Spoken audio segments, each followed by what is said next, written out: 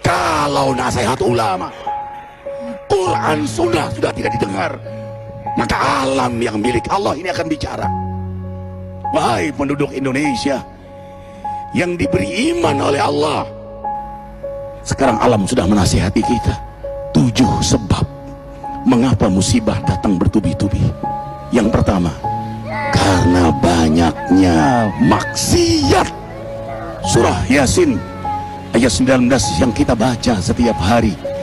Kemalangan terjadi, musibah terjadi, malapetaka terjadi karena dosa keterlaluan kalian kepada Allah. Yang kedua, karena banyaknya orang berbuat zalim. Dengarkan surah Qasas ayat 59. Kami tidak akan menghancurkan satu daerah kecuali para penduduknya banyak berbuat zalim. Anak durhaka pada orang tua, istri yang berani kepada suaminya, merampok, pembunuhan di mana-mana. Ini mengundang bala bencana. Yang ketiga, mengundang bala bencana karena kelakuan tangan-tangan manusia. Rum 41. Telah tampak kerusakan di daratan dan lautan karena tangan-tangan jahil manusia, agar mereka merasakan akibat perbuatan mereka. Sebagian mereka merasakan akibat perbuatan mereka, agar mereka kembali kepada Allah. Yang keempat, bencana terjadi karena para tokoh melakukan kemaksiatan dan kezaliman. Dengarkan dengan iman, wahai penduduk Indonesia yang mulia, bila kami ingin menghancurkan suatu negeri, kami perintahkan para tokohnya untuk taat kepada Allah, tapi mereka maksiat, tapi mereka berbuat zalim, tapi mereka khianat kepadaku dan kepada makhlukku. Fahaqa alaihil qaul, maka haklah untuk mereka datang bala bencana seperti kaum Ad, kaum Samud, kaum Lut, kaum Nuh. Kami hancurkan sehancur-hancurnya. Siapa tokoh itu?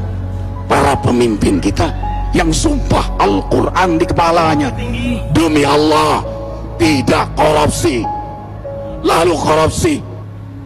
Siapa lagi? Hartawan, orang-orang kaya yang dengan harta berpoya-poya, sombong, maksiat dengan kekayaannya di tengah orang yang banyak menderita. Siapa lagi? Ulama yang menjual ayat-ayat Allah dengan murah. Subhanallah. Yang kelima, mengapa bala bencana terjadi? Karena orang-orang soleh, orang-orang baik diam melihat kemaksiatan dan kemungkaran. Surah Al-Anfal ayat 25. Takutlah kalian dengan musibah yang tidak hanya menimpa orang yang maksiat, orang yang berbuat zalim, tapi juga kalian orang-orang soleh. Maka masa bodoh dengan kemaksiatan bukanlah sikap seorang mukmin. Amar ma'ruf nahi munkar adalah amal cerdas. Yang keenam, justru karena rahmat Allah, karena peringatan yang Allah hadirkan agar hadir mahkamah kesadaran kita. Ikhwah, dengarkan dengan iman surah Al-Baqarah ayat 155, 156, 153. Kami pasti uji kalian dengan sesuatu yang buat kalian takut lapar, takut miskin, takut kematian.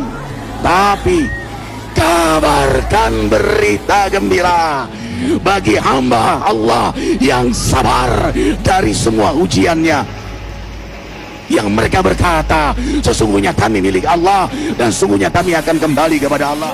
Yang terakhir, yang ketujuh, ada yang nanya, bagaimana yang maksiat yang selamat? Tenang-tenang saja. Yang berbuat zalim malah sukses. Di mana keadilan? Allah Maha Adil. Dengarkan surah Hud ayat 15-16. Barang siapa mencari kesenangan dunia, lalu dia menghalalkan semua cara, apa kata Allah?